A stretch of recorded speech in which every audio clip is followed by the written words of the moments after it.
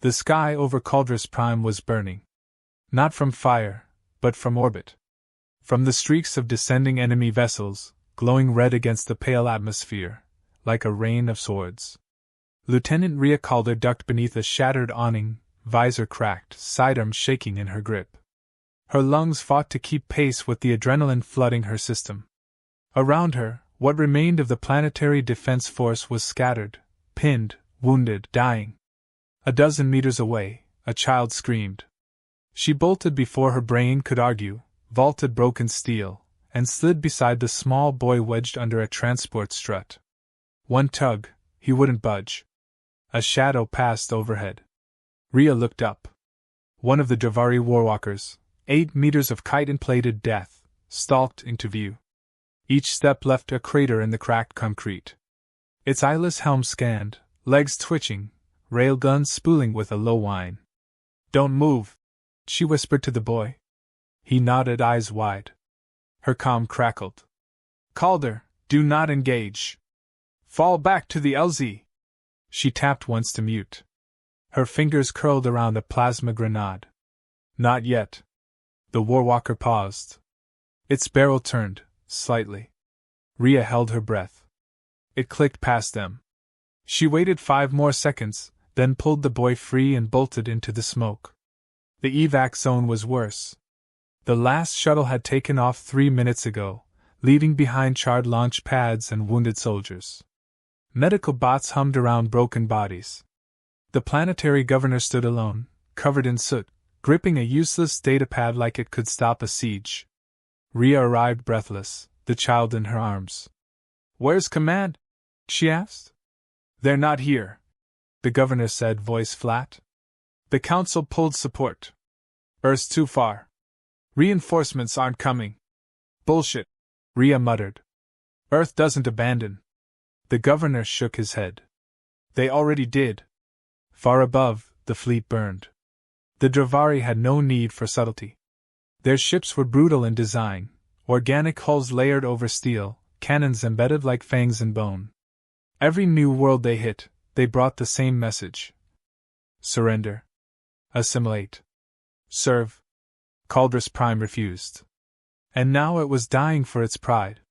Rhea limped back to the command tent, such as it was, half a dome, tarp-covered, powered by backup batteries. Inside, the uplink flickered. Commander Jex Arden stood over it, blood on his neck, eyes haunted. "You survived," he said. "Barely," Rhea replied. "I pulled one out. That's all I could do." Jex nodded. "That's more than most." He gestured to the holotable. A red field. No green. "All defense satellites are down. Fleet Command silence means one of two things, either they're dead, or they're watching this burn. Or," Rhea said, "they're coming. Hope's a fragile thing, Lieutenant. So is resolve." Night fell. Not that it mattered. The orbital assault continued in shifts, as if the Dravari wanted the survivors to feel it, inch by inch. Torment by design. Rhea sat beside a power cell, cleaning her sidearm. She hadn't slept in 27 hours. Her armor was caked in dust, her muscles tight. Jex approached. "They've cut our eastern flank. Tomorrow they'll be on top of us. We'll hold." He paused. "Why are you still fighting?" She looked up. "Because we're not supposed to win." He blinked. "Then why?" "So when Earth gets here, we're still alive to show them what was lost." Hours later, the comm sparked again. An open frequency. "To the defenders of Caldrus Prime. You are outnumbered. Surrender now, and your deaths will be painless. Resist, and you will be erased." Jex responded. "This is Commander Arden. You invaded a sovereign world. There will be no surrender." The Dravari voice clicked back. "Then you will be first." It came at dawn. No blaring alarms. No dramatic skyfall. Just a tremor beneath their feet. The warwalkers returned. Dozens. A wall of death marching across ash and ruin. Rhea grabbed her rifle. "This is it." They lined up, 30 defenders, barely armored, some without full weapons. A few civilians behind them, clutching scraps of metal like hope. The walkers closed in. Rhea raised her weapon. The lead walker raised its cannon. A hum. A blue spark at the barrel's tip. Then, the sky split in two. A line of fire ripped through the clouds like a divine blade.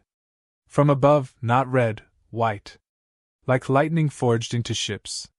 Massive shadows emerged, sleek, sharp, burning at the edges with controlled fury. Then sound. The sonic boom arrived a second later, flattening clouds and rattling bones. From the comms, "This is Admiral Juno Drake, United Terran Armada. We got your distress call. Stand by for orbital cleansing." Rhea blinked. "Holy!"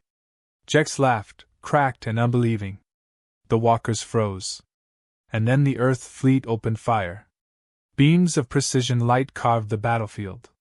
The first line of Dravari walkers detonated, legs blown apart, torsos flung like toys.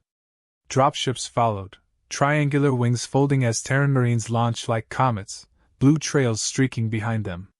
The defenders erupted in cheers. Rhea ran forward, firing into the chaos. A Terran mech landed beside her, 3 times her height, pulsing with kinetic shielding. It knelt, and a voice called from inside. "Need a ride, Lieutenant?" She laughed. "For the first time in days, hell yes." Above, the Earth Armada formed a curtain of silver. And beneath that sky, Rhea fought like someone who finally knew she wasn't alone. The message had been simple. You are not forgotten. Earth had come. And the tide had turned. The day after Earth's arrival didn't feel like victory. It felt like cleanup. The battlefield was scorched, lined with the wreckage of Dravari warwalkers twisted into scrap and charred husks. The ash in the air made it hard to breathe. Survivors stood in stunned silence, as if afraid to believe the nightmare was actually over. Lieutenant Rhea Calder sat on a crate near the makeshift triage tent, watching a boy, a kid she'd saved, laugh as he shared a ration bar with a Marine 3 times his size. She should have felt relief. She didn't. Jex approached quietly. His uniform was scorched, shoulder wrapped from shrapnel, but his spine was straight. "They're setting up command at the Capitol ruins," he said. Rhea didn't look up. "Who's they?" "Admiral Drake." Section 7. The brass. "The kind that doesn't bleed?" Jex didn't answer. Instead, he handed her a data pad. On the screen, classified orders. Deployment logs. Extraction schedules. She skimmed. Then froze. "You're kidding." "No. Evac for Earth officials only? They're leaving the rest?" "Not yet," Jex said. "They say there's limited space." Rhea stood. "They dropped an entire fleet on our heads, but now there's not enough room to carry civilians?" Jex met her eyes. "They're prioritizing high-value personnel." She laughed once. "Of course they are." By nightfall, the mood had changed. Drake's Marines moved differently now, less like rescuers, more like enforcers. Civilians were corralled into zones. Medical supplies were redirected. Questions were met with silence. Rhea confronted the first officer she could find. He wore Earth insignia and a rifle across his back. "Lieutenant Calder, Caldress Defense," she said. "I want clarity. Why are non-combatants being held without clearance?" He didn't flinch. "Protocol red line, ma'am. Post-occupation TRIA." "Which means what?" "Identify compromised populations. Verify loyalty." Rhea's voice dropped. "These are farmers. Miners. Children. What loyalty do you think they've lost?" The officer didn't answer. But he didn't need to. She'd heard of Redline before. Once. On Arcadia 4. No one who went through it came back whole. She found Admiral Drake the next morning, standing atop a command ridge overlooking the rebuilt comms array. He looked clean. Polished. The kind of man who wore war like theater. "Lieutenant Calder," he said without turning. "You've been busy. You're abandoning this planet." He turned. "We're stabilizing it." "With interrogations? Segregation?" Pulling resources from the injured? He smiled like a parent indulging a child. Survival requires order. These people survived an invasion. That makes them unpredictable. Or resilient. He stepped closer. We didn't come for Cauldrus. We came for what's under it. Ria's brow furrowed. What are you talking about? Beneath the ruins of Sector 11 is an old pre-collapse vault. Hidden tech. Unknown origin. Possibly Terran precursor. So you're digging through our dead for treasure? He said nothing. She took a step forward. You didn't save us. You saved a site. He finally looked her in the eye. We do what we must. You're a soldier. You understand chain of command. Her voice dropped. Not when it runs on corpses. She left the ridge, blood boiling. By the time she reached the outskirts, 3 families had already vanished. No records. No relocation orders. Just gone. She found one of the Marines, a young man, Terran-born, eyes tired beneath the helmet. What's happening to the civilians? She asked. He hesitated. Then, quietly. Transported off-grid. Somewhere east. Command says containment zones. Ria stared. You know that's not what it is. He nodded once, then looked away. That night, she called Jex, Quinn, and Captain Oral, another surviving officer. We're going rogue, she said. We track the transports. We find out what Drake's hiding. And if Earth's betraying us. Oral shook her head.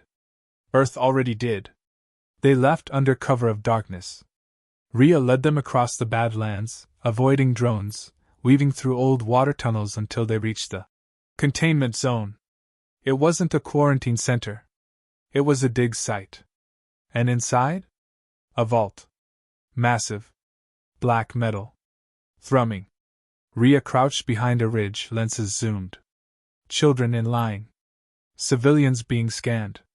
The ones who didn't pass were dragged to a side corridor. They're testing for something, Quinn whispered. DNA? Biometrics? Jex replied. They're filtering. Then a scream cut through the air. A boy, maybe 11, glowed faintly under the scanner. Guards panicked. Then his body cracked, white light pouring from his mouth, eyes, chest. He collapsed. Dead. Ria turned away. They're triggering something. And they don't know how to stop it. The dig site didn't last long. Ria returned to base and tried to report. Drake shut her down. You're out of line. You're killing civilians. You're interfering with a Terran strategic operation. And as of now, your clearance is revoked. She leaned in. People are dying. So did Earth. Billions during the collapse. That tech could have stopped it. Could still stop what's coming. We don't get second chances by being sentimental. She stared at him. You're not saving humanity. I don't have to. I just have to make sure it wins. That night, Jex pulled her aside. I got a signal through, he said. To an old friend in orbit. Another Earth ship? He shook his head. No. Not Earth. Ria paused. Then who? Jex smiled. Us. The Cauldrus resistance wasn't gone. Not anymore. And Earth's mightiest armada? They were about to learn what it meant when people fought not because they were ordered to, but because no one else would. The signal arrived at 0400 hours. A faint reply, encrypted, irregular, but real. Jex held the tablet tight, eyes scanning the message again and again as if willing it to change. Ria paced behind him. Well? He looked up. It's them. Old Cauldrus fleet remnants. Militia groups. 3 gunships, 2 retrofitted freighters. Not much. Enough, she said. Jex raised an eyebrow. Enough for what? She stopped pacing. To remind Earth we're not their asset. We're their people. By morning, the resistance was in motion. The first step wasn't violence. It was silence. Command comms went dark. Navigation beacons blinked out.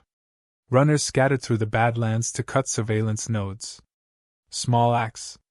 Coordinated. Intentional. Earth's operatives noticed. But they didn't understand. Drake called a briefing at noon. His voice filled the temporary command deck like poison in a well. We've lost uplink to sections B through F. Engineering is reporting tampering. Civilians have stopped responding to check-ins. He scanned the room. His eyes landed on Rhea. You wouldn't know anything about that, would you, Lieutenant? She didn't blink. I've been treating the wounded. Drake smiled tightly. Of course you have. He dismissed the room but called her back. I admired you once, he said. Your record. Arcadia. Soulgate. You were efficient. Loyal. She stayed silent. He stepped closer. Now you've chosen the wrong side of history. Her voice was steady. That assumes history is written by your side. His smile dropped. This planet isn't worth your life. She leaned in. Then you shouldn't have come for it. That night, the vault opened. Not because Drake ordered it. Because someone inside activated it. Alarms blared. Energy readings spiked across the eastern plain. Civilians being processed in the dig zones convulsed, some collapsing, some glowing faintly, as if the vault responded not to commands but to presence. And then the screaming started. Rhea saw it from the ridge. The air shimmered, waves of heat and distortion. The vault split down the middle, revealing a chamber bathed in blue light. A pulse erupted, silent then seismic. It flattened towers. Shorted drones. Shattered visors. She dropped behind cover. Jex landed beside her, coughing. What was that? I don't know, she said. But it's awake. A roar echoed through the valley, mechanical, ancient, layered with something that sounded almost human. Did the resistance launch? She asked. Jex nodded, voice grim. They're on their way. How long? 6 hours. Tops. They both looked out toward the burning containment zone. Rhea lowered her head. We don't have 6 hours. Inside the base, Drake was losing control. Officers argued. Orders collided. Several Terran Marines went missing. The vault energy was affecting internal sensors. No one could agree whether it was a signal or a countdown. Rhea entered without permission. You triggered something, she said. Drake turned. You did. When you let these people think they could say no. They're not saying no. They're surviving. That vault wasn't a weapon. Not until you turned it into one. Drake slammed a fist against the console. It's precursor tech. We can't afford to let it fall into unknown hands. She stepped closer. You mean local hands? Silence. Admit it, she said. This was never about saving Caldris. You wanted the vault. The people were expendable. Drake nodded, slowly. Always have been. She didn't hesitate. Her fist broke his nose in one clean strike. He collapsed to the floor, blood pouring from his face. I don't work for Earth anymore, she said. The resistance moved.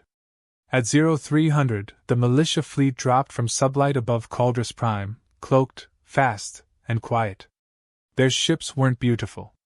They were barely whole. But they came. They broke through the Terran sensor grid in under 5 minutes. 1 destroyed cruiser. 2 damaged satellites. No civilian casualties. Rhea and Jex transmitted the signal. Operation Glass Dawn was go. Underground cells across Caldris activated. Supply depots were raided. Medbays were freed. Containment fields dropped.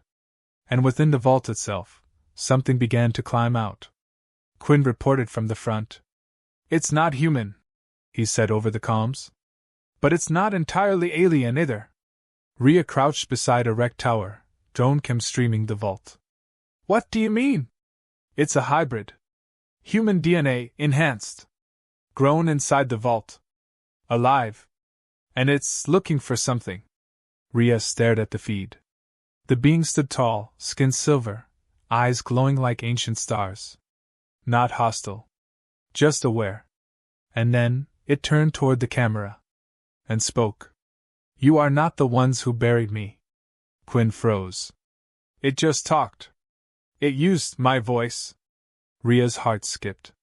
What are you? The being responded in calm, clipped syllables. I am what you forgot. Drake panicked. He ordered a full orbital strike on the vault. Burn it down. No survivors. No memory. Command hesitated. Rhea broke in over the open channel. This is Lieutenant Rhea Calder, Calder's defense. If you fire, you declare war, not on the Dravari, but on us. On the people you came to protect. She paused. Then added, and if you come for us, Earth's mightiest armada won't be enough. The vault being rose. Its form shifted, tall, translucent, rippling with energy. And behind it, thousands of lights activated, sleeping systems, automated drones, ships half buried in bedrock. All precursor. All online. Jex whispered. It wasn't a tomb. It was a seed. Rhea's eyes narrowed.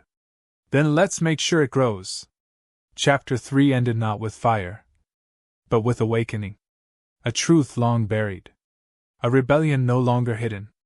And the undeniable realization. Calder's Prime wasn't Earth's to save. It was never Earth's at all. It began with silence. No gunfire. No orders. No marching. Just the quiet hum of precursor tech awakening beneath Calder's Prime. The vault's glow spread like sunrise under the ruined crust, seeping into shattered tunnels and broken conduits, flooding the network with power humanity barely understood. Above the planet, Earth's armada held position. Admiral Drake stood on the bridge of the TSS Indomitable, surrounded by trembling junior officers, staring at the live feed from the surface. The being, silver, radiant, towering, was no longer alone. Hundreds of precursor constructs stood at its back. Not machines. Not drones. Soldiers. Sentient. Ready. Fire, Drake said. No one moved. I said fire! A comms officer turned. Sir, targeting systems won't lock. The vault field is disrupting our arrays. Override. Now. Another officer whispered. It's not a disruption, sir. It's intentional. Drake's face went pale. On the surface, the being lifted its gaze skyward. You came to own what was never yours. Rhea stood beside the resistance units near the ruins of the east wall, helmet under one arm, dust caked into every seam of her armor. Jex handed her a field transmitter. They're scared, he said. Even the Earth officers. We intercepted orders. Drake tried to call for reinforcements. The AI shut him down. She frowned. Their own AI? He nodded. It won't obey him anymore. Rhea looked to the sky. The precursor being was watching. Not interfering. Not attacking. Just observing. Why hasn't it moved? Jex replied. It's waiting for us. Rhea stepped into the vault. Alone. The structure pulsed like a living thing, metal and light fused in impossible geometry. As she approached the core, the being turned. It didn't speak aloud this time. It spoke inside her. You fear me. No, she said. I fear what we'll do to you. You believe I am a weapon. You're a choice. And Earth doesn't like options it can't control. The being tilted its head. You didn't bring war. You inherited it. Rhea stepped closer. Then let us be the last ones to carry it. Outside, a precursor ship rose from beneath the crust, silent, silver, shaped like a tear. The sky lit in quiet reverence as it hovered, then ascended, leaving no trail. Earth's ships didn't fire. They couldn't. The vault's field had disabled their weapons. Not by force. By will. Admiral Drake watched, jaw clenched, as the precursor vessel vanished into the stars. Cowards! He muttered. Then the comms crackled. Rhea's voice. Stand down. His eyes narrowed. Lieutenant Calder. No. Just Rhea now. Her tone was calm. Measured. You lost your command the moment you stopped protecting the people under you. You're betraying Earth. I'm reminding it what it used to stand for. Jack stood beside her at the base of the vault as the being slowly dimmed. The light faded from its chest.